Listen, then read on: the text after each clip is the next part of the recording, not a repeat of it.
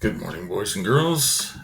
This is the second half of our book on silkworms, and I just wanted to show you something. The last page that we read was on molting, and when we talked about molting, they talk about slipping out of their skin, um, and you can see right here.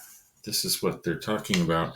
That's not quite what we're finding in our silkworms here. I wanted to show you. Let me see if I can show you on this leaf. Um, if you take a look here, you can see this is one of the smaller sets of skin. And it's really hard to see. If we were in the classroom, I'd let you just hold it.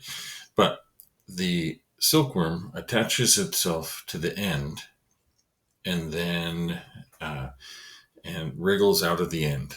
Kind of like if you've ever slept in a sleeping bag and you squish yourself out the hole, that's what it does. But when you get out of a sleeping bag, you get up and have your same skin.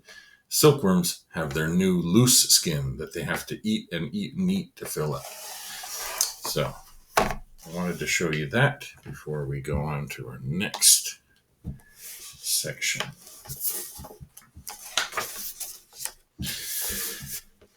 The fifth instar. Silkworm larvae spend about 8 days in the fifth instar.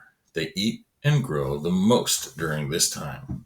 Larvae need food to use as energy during the next stage of life.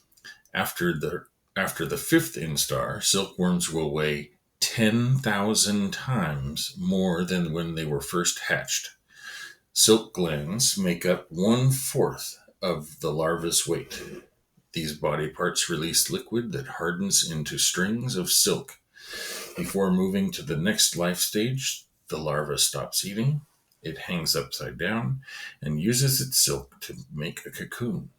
The larva spins a silk string around itself to make its cocoon. It may, and the caption, it may take this silkworm up to 1 month to finish its cocoon. One silk thread may be 1/2 mile long. And I will be able to show you all of the I will show you some of the silkworms making their cocoons. It's very interesting. Next, pupas. Larvae become pupas when they are inside cocoons.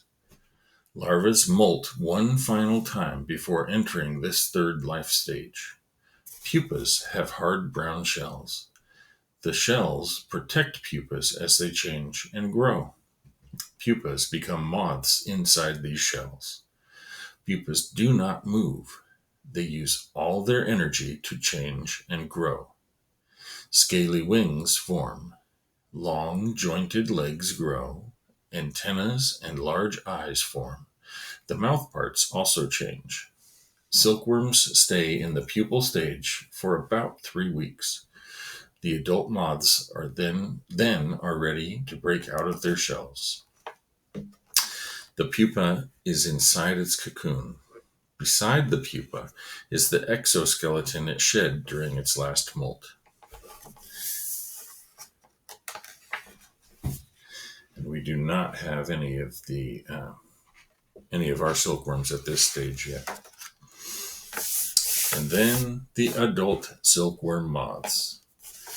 The pupa's brown shell splits open when the silkworm moth is fully grown. The silkworm then begins its fourth and final life stage.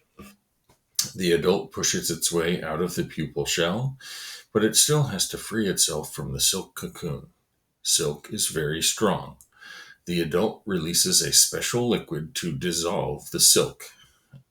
Right here, I want to pause and talk about if you've ever eaten cotton candy.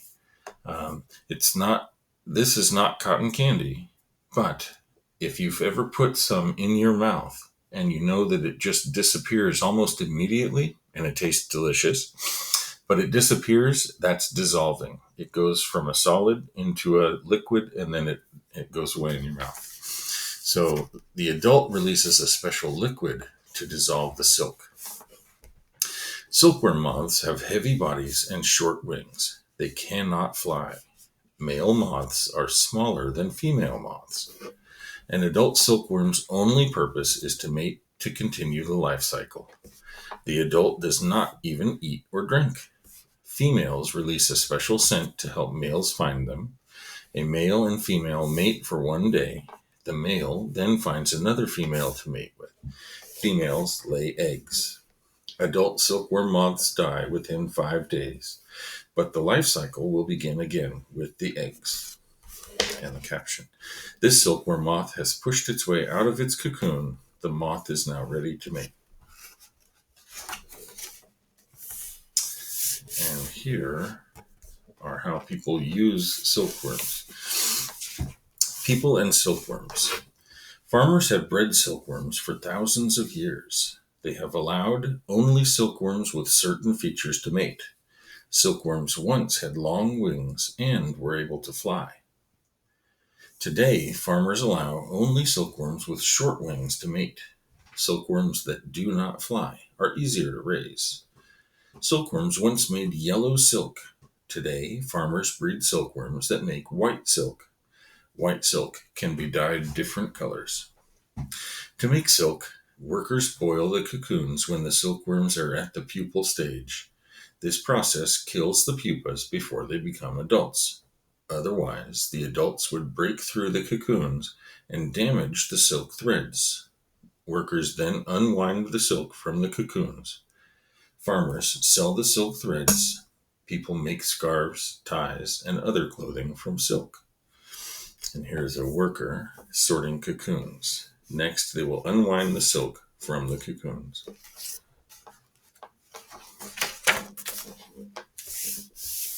And because this is a nonfiction book, we have different things. They have a game that you can try. Words to know: cocoon, exoskeleton, that's the hard bony covering. Instar, those are the stages of life cycle. That's what the whole system that we've been talking about. Metamorphosis, the changes some animals go through as they develop from eggs to adults. And molt, to shed an outer covering so a new one may grow. And then this book, as well as many other nonfiction books, have other books that you might want to read if you wanted to learn more about the subject. All right, so there is the rest of our silkworm story.